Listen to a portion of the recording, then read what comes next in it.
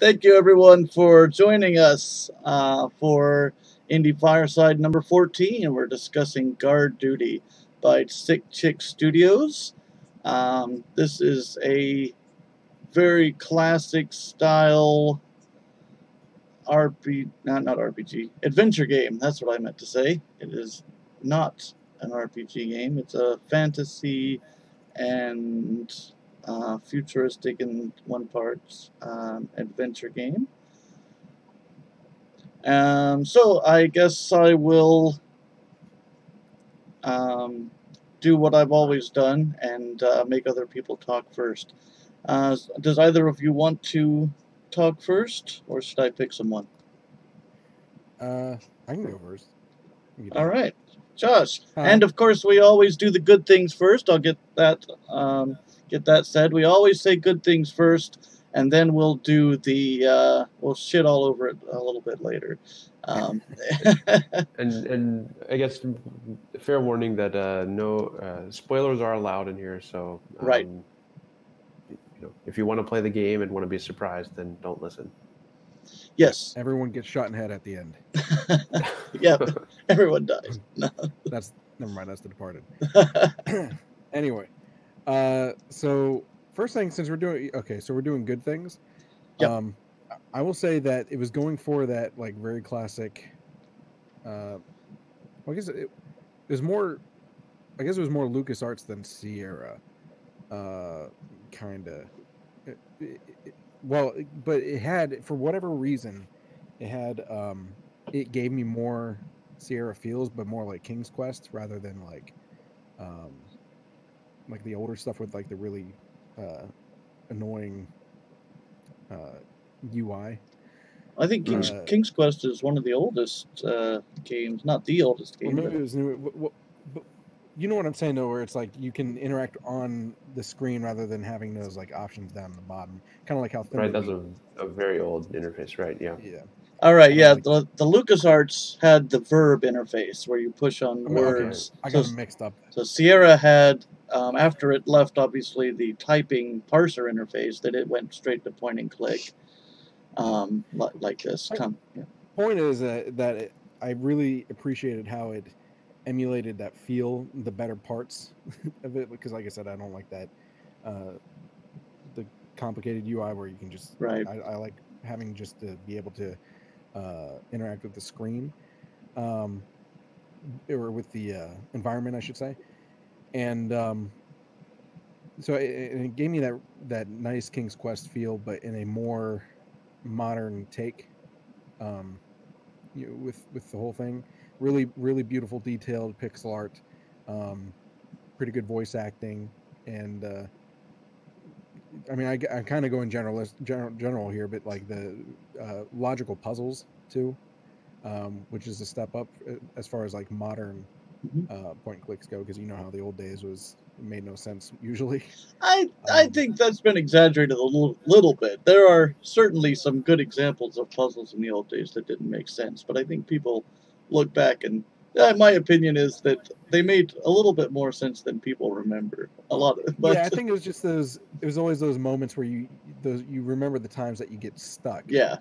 You don't remember when they made sense, and so it was like the one puzzle that you're like, why would I mix the fish with the cogwheel? Yeah. But I didn't really come across that in this game.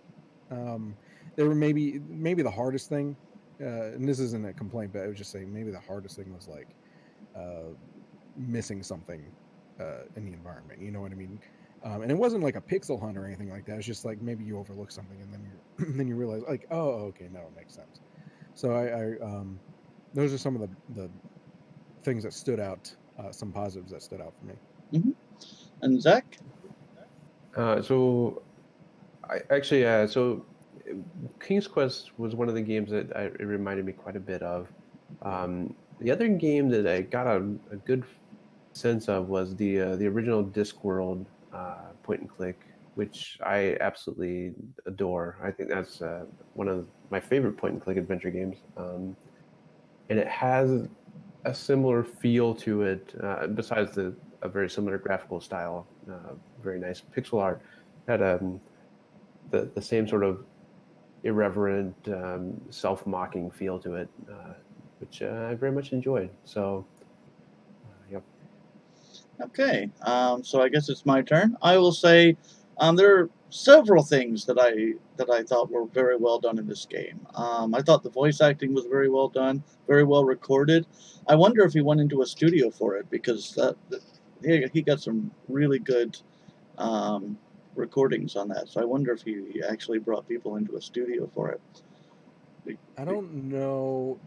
I don't know. Maybe some people went in, like they have their own studios. It sounded like, but there was. I don't think they all went into like a studio because it was a little.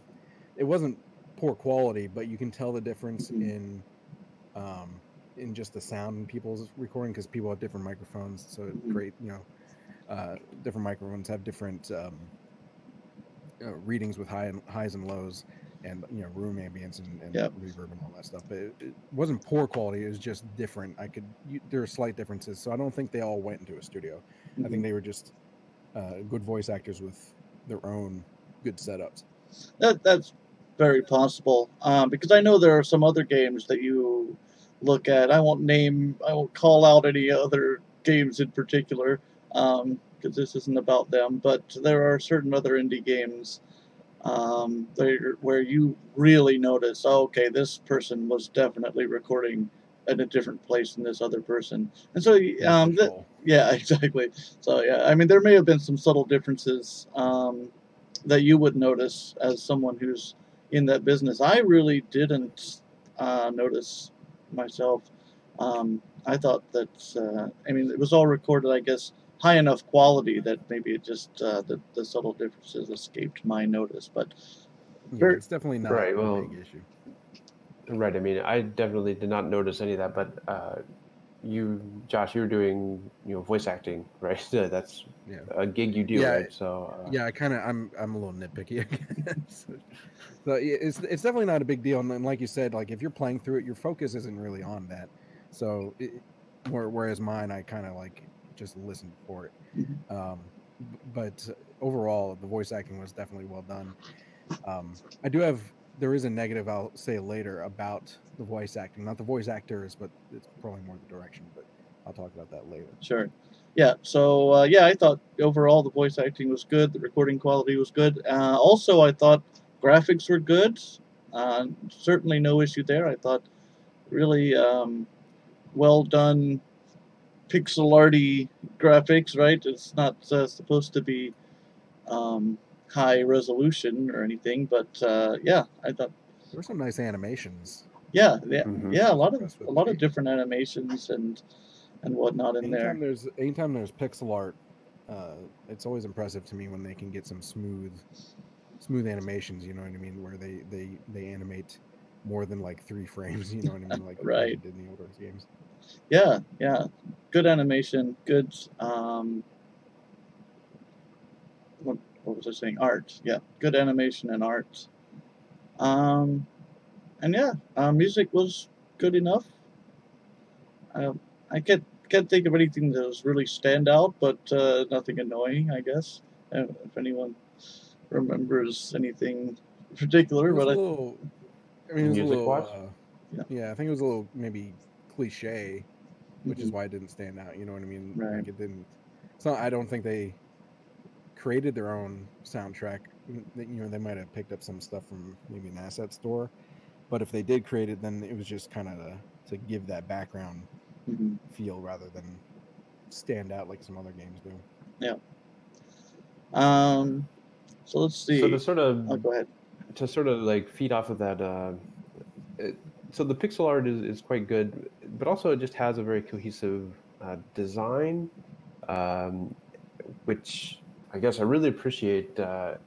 Just sort of some of the moments in the game where even the opening moment where you see like the laser or whatever slice the earth in half, or that sort of so there's a lot of moments that evoked a certain tone to the game, which I really liked. So even though it's like a lighthearted and very goofy game, it sort of evoked certain feelings which I thought were pretty nice. Like when you walk out of the magical forest, and you're in that altered state where you're already dead, or that's sort of the state you're in. I think you're like in a ghost state. And Yeah, you walk, I think run you're into like the hallucinating demons. or something. Something that happens when you come in contact with some kind of magic force of that thing. I have a question about that. Is this the story? Is I only went through once. Is it linear, or were there different things that can happen there? Because you mentioned being dead, and it happens after again spoilers, but it happens after falling into the hole. I think it was when you're trying to save that knight. I think is when it happened. Right. And was that supposed to happen, or is that just messing up?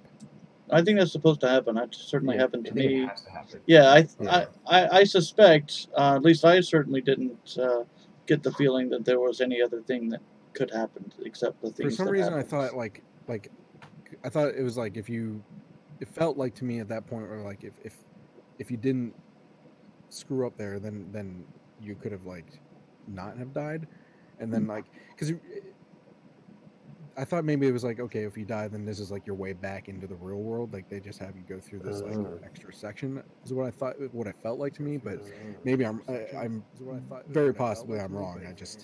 That's why I was wondering about the whole time. That would be interesting. I don't think that's the Ooh, case, yeah. but Well, we all died that way, I think. Yeah. So that might indicate something, but yeah. It would have been kind of. I mean, it's kind of a cool idea though if they were to do that, or if any other game were to do that, where they like if you mess up at a particular point that kills you, instead of having to restart, it kind of becomes cohesive and just kind of gives you this extra section to get through, so you can get back to the real world. Here's your punishment for fucking up. You get more game. Wait a minute. Yeah. Give you more content. Yeah, give you Well, more it was a good time. Yeah. Yeah. No, that would be. Oh, go ahead.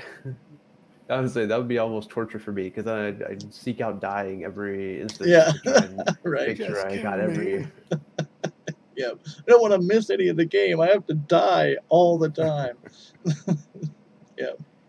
Actually, that's kind of an interesting concept. If like the point of the game was to die as much as you can to get more game. Right. I wonder if you could work It with sounds that. like Sierra games where the point was to die as many times as you can to see the funny ways in which they. Oh yeah. Right.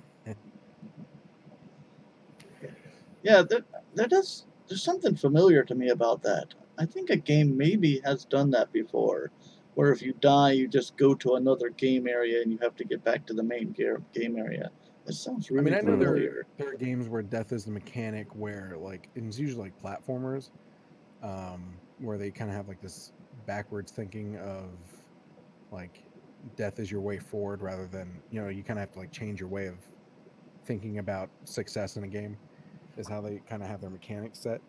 But I don't know if I've ever seen that in the entirely narrative focused game. Maybe.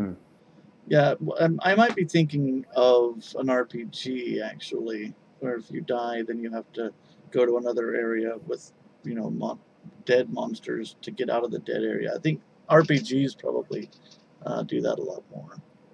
There's actually I forget what it's called. I think it's like Suicide Guy or something like that.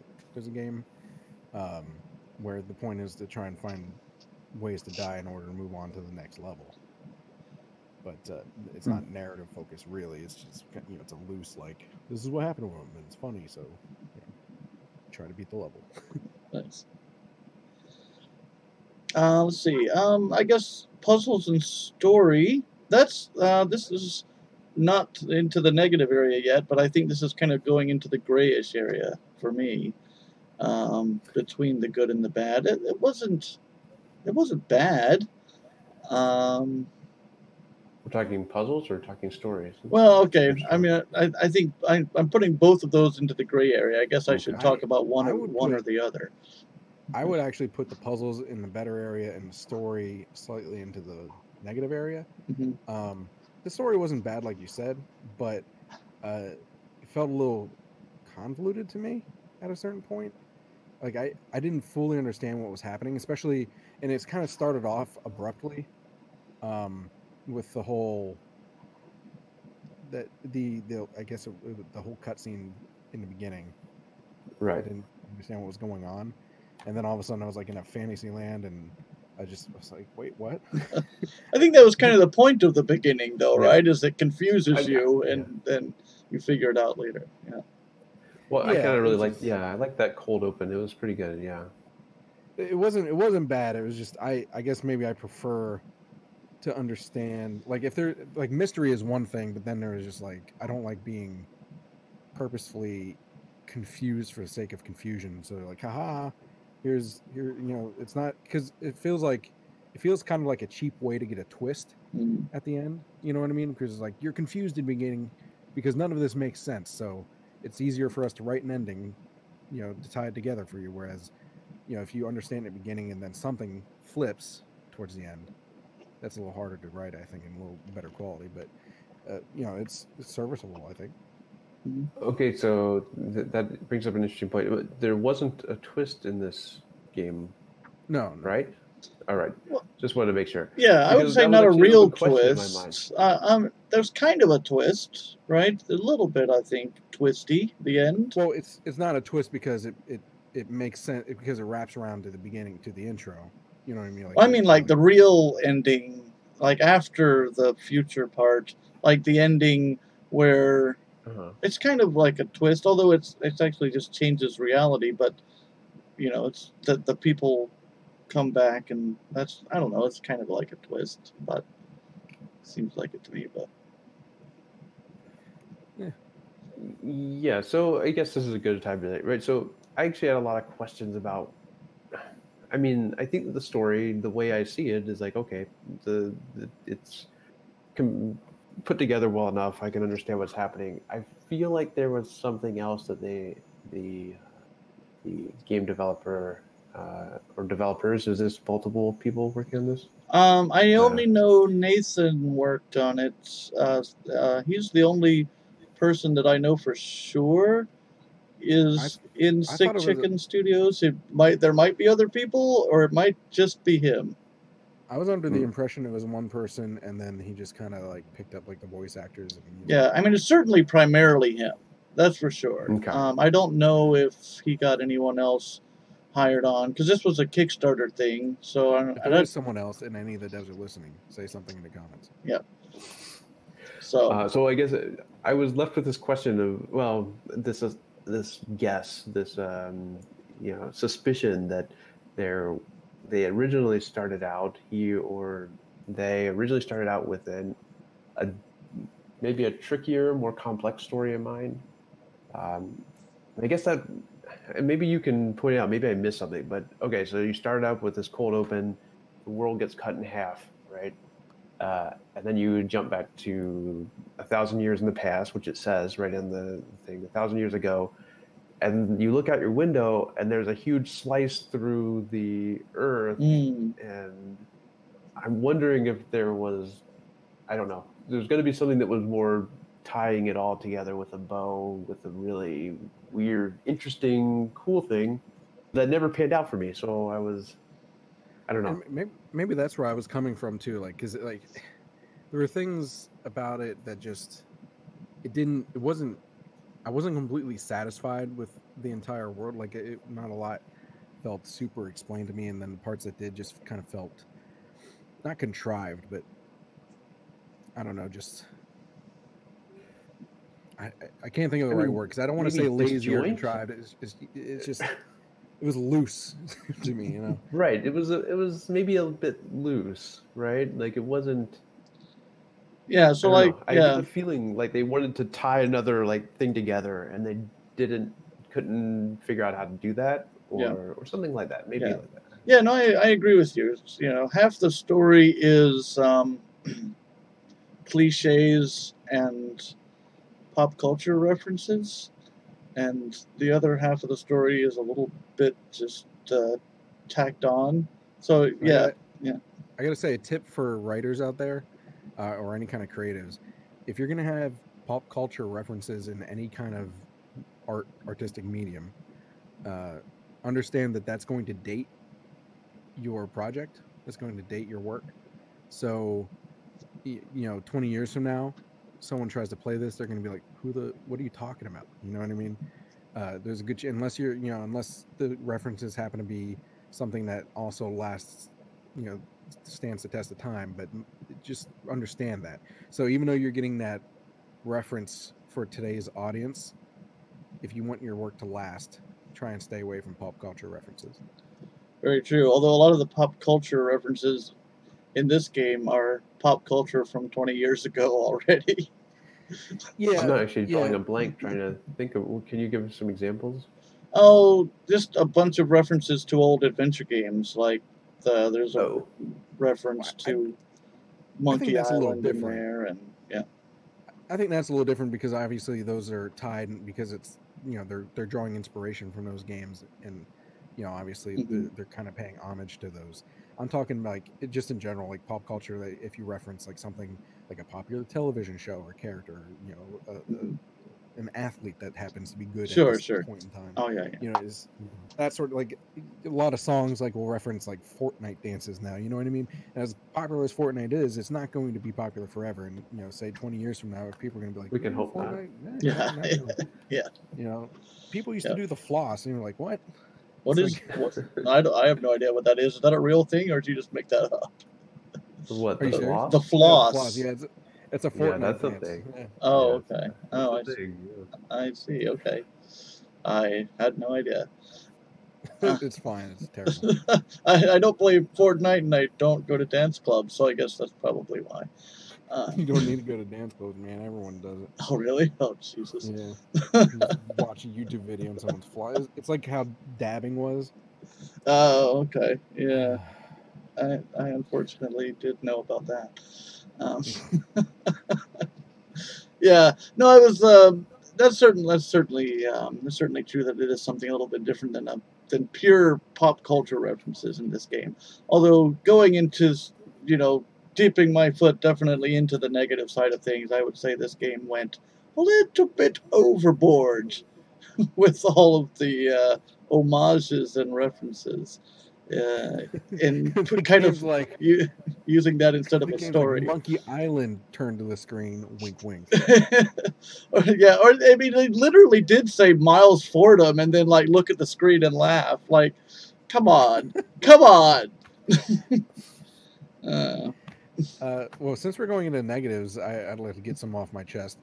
So I mentioned something about voice acting. It's not so much about the voice acting that was done as much as it was direction and writing. So they have a really good voice actor for the main guy. But for like a solid,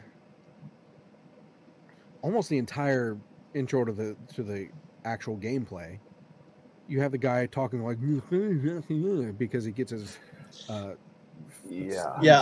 I also have a big problem with that. So yeah, and I'm like you're ruining, you have these funny jokes and quips and this good voice actor and now for I mean, it depends on how long way he's too long around. Well, yeah. But you have this guy talking and mumble because of that one thing, and it takes an entire portion of the game to fix that. So you're just missing out on it. You can't build up the character. You can't listen to good voice acting. You can't understand the right. It was annoying. Mm-hmm. So I had a big problem with that. And then to kind of build on top of the writing, is more the writing than direction in this, was that I felt like the character wasn't as likable as he should have been as a protagonist. And I understand, like, I mean, if you like Deponia, like that guy's an asshole. Yeah, he's an asshole. Yeah, but he grows on you, right? And albeit Deponia is a longer series, but this guy never really got to that point for me. It was just kind of like, this guy's kind of stupid. Mm-hmm. He's kind of dumb, and he's a little bit of a dick. So he never became like super likable to me Yep. as a protagonist. I totally agree on both of those points. Your first point, I was going to bring that up myself. I thought that was one of the worst game design decisions I have seen in a game. You introduce a character, and then the first thing you do is make him not be able to talk to anyone. It would have been fine if it was like maybe like a small 5-minute puzzle. Yeah. If in he, the middle of the instead game, of an entire you know what I mean? act, right? yeah, Yeah. it's like, okay, I'm starting an adventure game.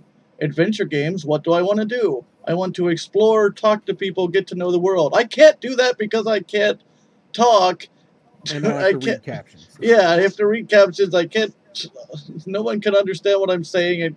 So you've ruined like basically the entire point of the beginning of an adventure game by starting it that way. If that section was in the middle, even if it was just It as would've been long as okay, it is, I right. think it would have been fine. But it starts like that. It's like, really, that is a terrible, terrible decision of how to start the game. So I agree with you on that. What was the other thing you said? Oh, the About character. him Yeah, no, unlikable. I agree with you too. But I don't think the Guybrush Threepwood is very likable either. Those type No. of stupid protagonists. I'm just not a big fan. Not. He's not likable in Deponia, but I think it I'm just not. I'm there's not talking about the more. Toponia guy. I'm talking about the Monkey Island guy. I don't think he's. Oh. I mean, he's an idiot too, and I don't like my protagonists to be total, complete, incompetent morons. But I think it's because like you see that and they're like, comedy. You know what I mean? Yeah. And I think there I don't can know. be I think it has to comedy be done without. well. Yeah, I think there can be comedy, and there is comedy, in other places without the. I mean, there has to be, and you can make a little bit of dim-witted or something, but there has to be something redeeming there too. Not just this guy's a complete incompetent moron, and now he's going to, and he doesn't even succeed anyway. He fails miserably, and then the All the people characters from come from the school of Adam Sandler. yeah, I agree with you on that too. I think the main character could certainly, but when I was playing it, I kind of chalked that up to, okay, I realized that other people do like this kind of character. People like Guybrush Threepwood. People like the later Roger Wilco when he really became a total idiot. I don't think Roger Wilco was a total idiot. He was a loser in the first games, but then in the later games when he became just a total doofus, I didn't like that version of him. An adventure game that the guy's totally unlikable, but it's kind of the point of the game, is Leisure Suit Larry. Yeah, no, I actually did like that one though, because it's I don't know, it does it in such a way that he's unlikable, but the game is built around that in such a way that I actually didn't like it's mind douchebag it. the game, so it's kind of like Right. I guess what you're expecting. Yeah, I guess so. Although when Larry was eventually voiced, I really hated his voice. I mean, yeah, there's no call for that, but he had the same sort of voice like Guybrush Threepwood when he got a voice. I'm like, really? Why are you giving him this stupid voice? Not that I ever really particularly liked him anyway, but so this game kind of follows suit in those things. Although this guy doesn't have a stupid voice, he actually has a good voice, but this game's kind of following suit with those games of making the main character just cartoonishly buffoonish, which like I said, I just kind of chalked it up to, okay, I don't particularly like that kind of thing, but other people do. So I don't know if it's partially just my bias, or if there could be some more character development that went into. I think if there was more opportunity to get to know him, in a better story to flesh him out, it probably wouldn't have stuck out to me as much. Especially considering they started off not being able to talk, because he's was an idiot, right off the bat. But it still has to be written the right way. Mm-hmm. Yep. Zach, any thoughts on any of these issues? Well, I guess I am okay with buffoonish protagonists to a much higher degree than you are. But yeah, both. Yeah. I don't have much to add about that. He was okay to me. He did not save the day. That is true. There was a weird. I don't know. The person who did save the day happened to be the princess, or something like that. But, it was the tech girl from the future that saved the day, not the princess herself. And I will say I kind of like that, how that worked out. I mean, I appreciate that it turned the whole protagonist thing on its head a little bit in that case, where the supporting character, who happens to be a female, saved the main protagonist, who happens to be the male. So it took out that cliche at least. Yep. Yeah. That does actually. After beating you, I was just going to make the comment. Yeah, I mean, it beats you over the head with the cliche the entire time, and then it does at least subvert it a little bit at the end. Yeah, that is true. So it actually, I guess, brings a question. So the female supporting tech character, went back in time to change reality, right? Mm-hmm. And because reality hadn't changed, we know that she failed. Right. Didn't succeed. But then the guy goes back in time. He also doesn't succeed in sort of changing the history, but how he somehow enables the girl to succeed, I guess. Somehow, I guess. Somehow. I mean, he is distracting, right? There's more distraction happening. Maybe. Mm-hmm. I'd have to go back and review. Yeah, maybe I would also have to replay that final scene a couple times. But I think, maybe just him being there, having one more good guy to take down the bad guy. I don't know. Helped the situation. I don't remember exactly how he was defeated now. I'm trying to remember. So she gets up. She wasn't really tied because the other girl freed her. Like, kicked into the lava or something, right? He gets pushed into the lava. I don't remember. He was Anakin. I think. Yeah. You were the chosen one. Yeah. I will say, as a little island in the middle of our shit river, another good thing is that. The analogy made me laugh. The one floating turd in the middle of shit river. I really did like when you went back in time and you went through that brief section of the part that you already did, and then so you had to redo the section that you already did, but in this new timeline where that guy was there. I like that. But then I'm a really big sucker for time travel stories and time travel-y things, and so I like that kind of thing. Really? Yeah. I will say I liked it too. I like the whole different perspective aspect. Yeah. It's not so much the time travel in it. Well, that's what I liked about it as well. Yeah.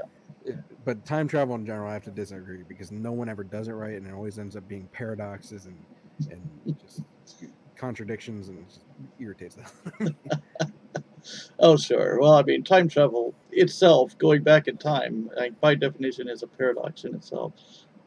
So, I mean, there's no way to do it right, but, some people can do it better than others, I suppose. Yeah, if you just suspend your disbelief. So. Yeah.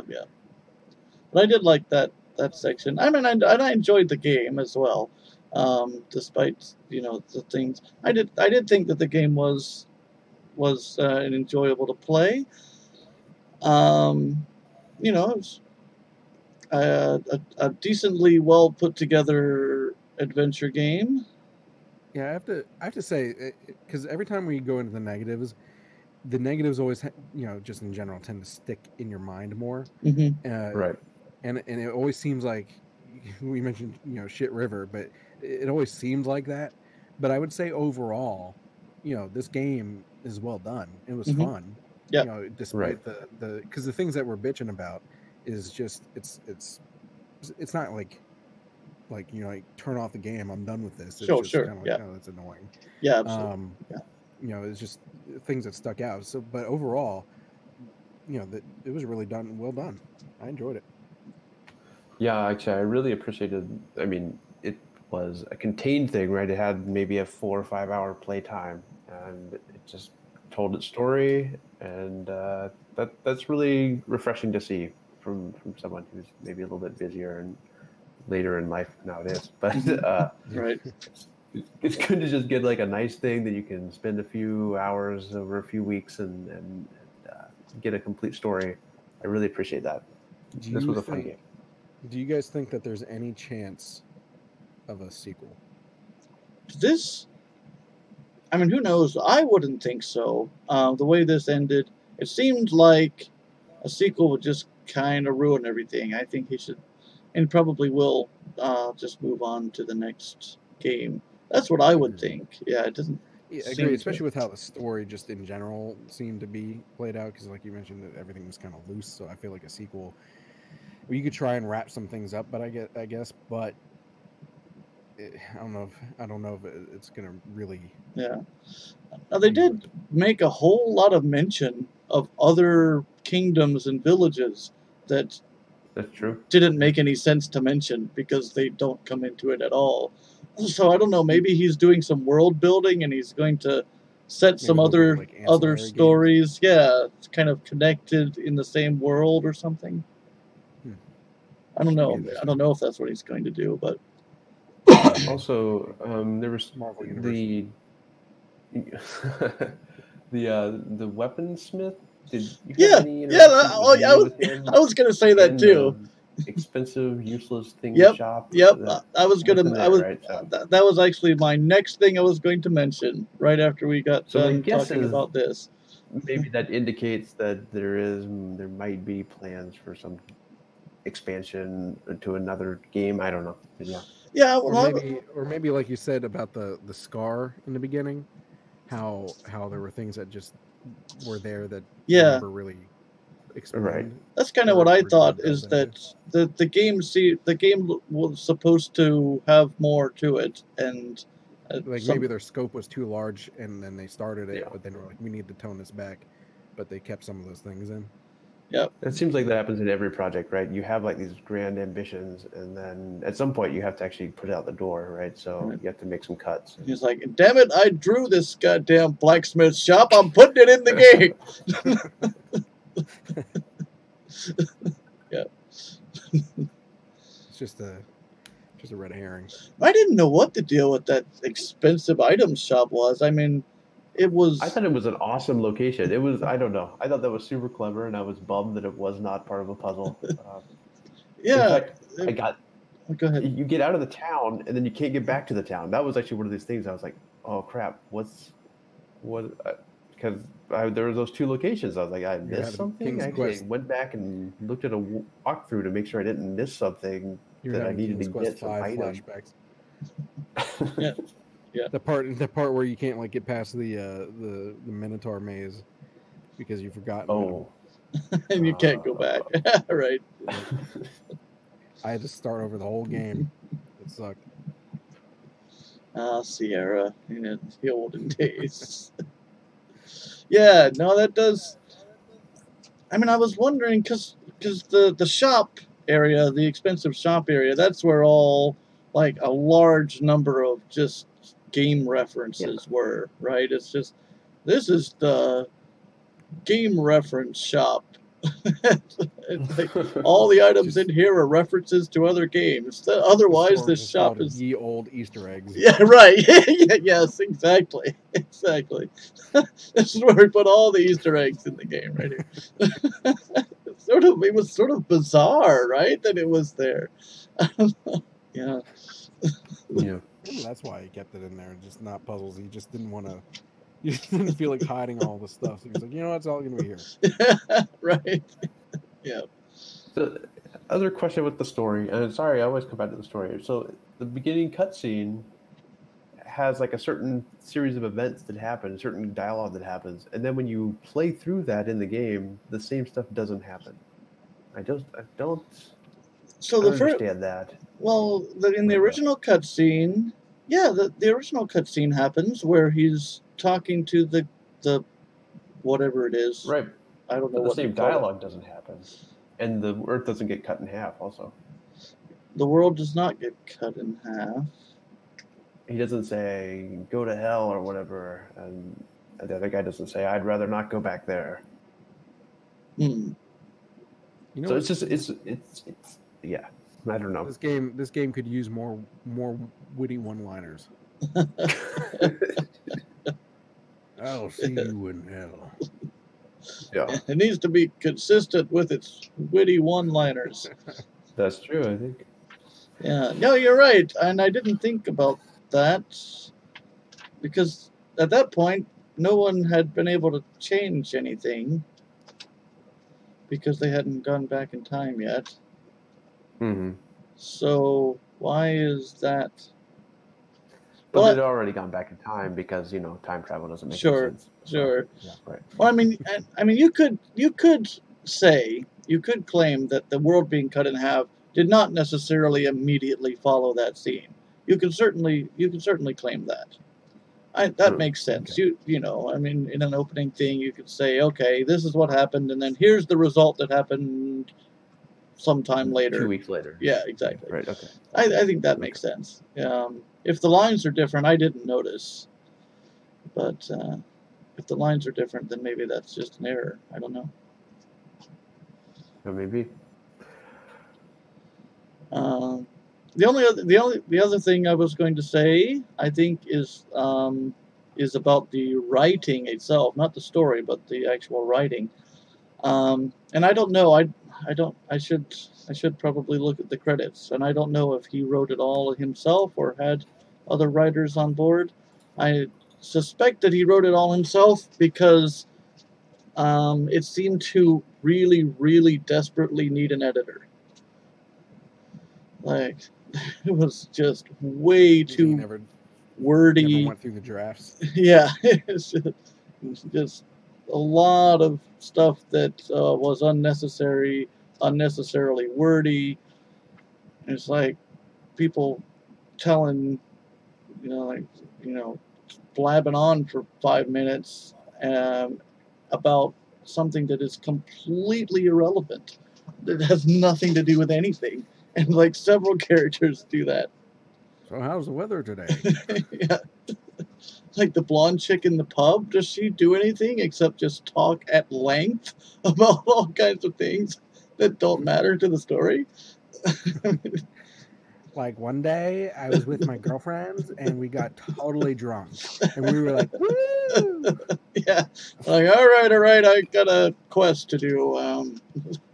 Yeah, and you've got the dart throwing guy in the pub that seemed like he would be relevant at some point, and you have a dart, and yeah, there's all kinds of like stuff that seems like should do stuff in this game. I wonder if it really was like cut in half or something, that he was like, all right, actually I can't do what I had planned to do, and I'm ran out of this Kickstarter money. I better just put this thing out.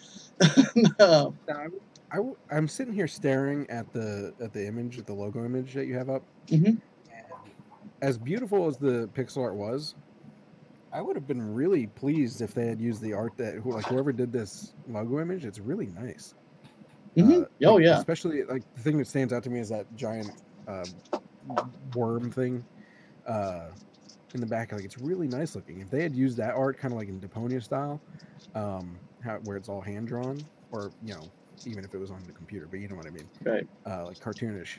I think it would have been really, really good looking.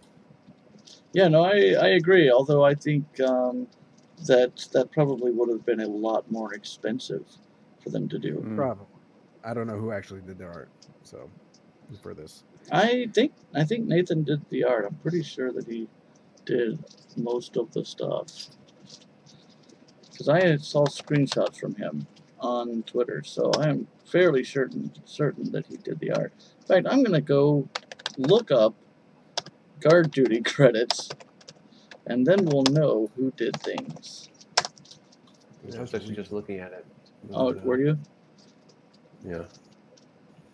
Where did you find it? Because... Oh, at the end of the game. I don't know. Oh, in the game. I've been recording my playthroughs for this sort of stuff. It just says story, art, sound design, and additional programming by Nathan. Okay. Story, I know. art, sound design, programming. Is that what you said? Pixel art may have also just been a conscious choice, just because of how much he's paying homage to. Mm-hmm. The old school. Oh, stuff, sure. I'm sure that it was a conscious choice. Yeah. And it is spot on. So the poster, the promo, was done by a Julian Seifert. Well, Julian, I really like your art. Apparently good stuff. Was he also the sole writer on it? I'm just wondering because I mentioned that. I don't see another writer in the credits. There's not much credits. It's actually very short besides the voice actors. Right. Yeah. So I think he definitely could have benefited from, buying an editor a couple beers and having them look over the script and see what could have been cut. Because I found myself just kind of clicking through stuff and glazing over after a while. Some of these people just with pages and pages of dialogue that was irrelevant. And I'm not usually the type of person who does that. I'm not the type of person who skips over dialogue and that kind of thing in game. But I do if it's going to be I don't really have the patience for sitting through a lot of text and stuff like that, and I tend to, or if there's subtitles, I tend to read faster than the voice actors, so I'm like, okay, I'm done. Mm-hmm. So I'll click through it if I'm able to, and then if I'm not able to, I get upset. Right. Yeah, no, I did certainly find myself clicking through, even though the voice acting was quite good. I was just like, okay, that's quite enough of that pointless blabbering. I mean, I feel like in pretty much every point and click, for the most part, I'm sure there's exceptions, but I feel like narrative and character building and world building should be done environmentally, and dialogue should be in short quips. I 100% agree with you on that. I think you can occasionally have a character, have 4 or 5, 4 or 5 bubbles worth of text, but for the most part, it should be, I mean, we're not quick. playing Elder Scrolls, you know what I mean? Right. Yeah. Don't need to read a whole book. Yeah, no, I completely agree. I think that the genre is such that the story is told through the gameplay. If you're not getting the story by playing the game, then something less than ideal is going on. You shouldn't have to just sit there and listen to exposition. I mean, it's the same thing as making a movie, right? I mean, a game is an interactive movie. Bad movies just have one character who sits there and says, well, as you know, this happened, right? The exposition character, right? You don't want those. You don't want exposition people. You want to see and experience things, not... exposition should be done through little bites. Right, yeah, exactly. Little bites and environment. Yep, exactly. So I think that could have been done better. And a lot of the exposition in this game, though, was just not even necessary. And you didn't need to know any of that. I think that was one of the things. And maybe he's setting up a world. Yeah, and whatever the girl says at the bar, and then the guy who runs the catapult blabbers on about a few different things that are completely irrelevant. The more I think about that, the more I kind of get upset about it, because when I first started with it, and he talked about, he looked out the window for the first time from his room, and he talked about all these different places. I'm like, that looks really cool. I can't wait to know more. And then it's like it never came into fruition. Yeah. I would have really have liked to known about that scar. Just have gone exploring and learned more about what was going on. Have it actually be a part of the story. Right. Yeah. So Yeah. that would have been nice. I mean, I guess it was a part of this. You had to get over it, right? But it wasn't like it wasn't a key element. You could have been like, just an obstacle. There's a river here. You know what I mean? You can replace that with right. anything. So yeah. That scar, immediately upon seeing it, immediately reminded me of the Gap Chasm in Piers Anthony's books. I don't know if that was any part of his inspiration for that, but that's the Xanth books. The whole I had completely forgotten about the existence. The whole land is divided by this cavern, not cavern, canyon that stretches that divides the entire land in half. Yeah. Anyway, my first thought when he mentioned that was like the Lion King, where Mufasa's like, everything that light touches, but never venture into the Shadowlands.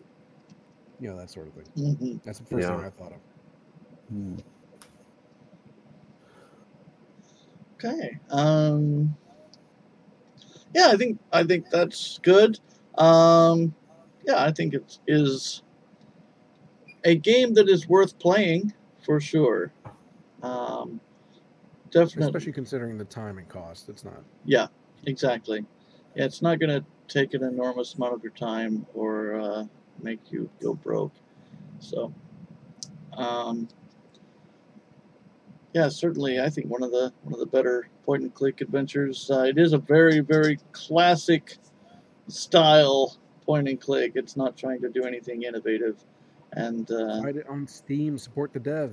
Yeah, but if you, especially if you really are into adventure game in jokes, buy this game.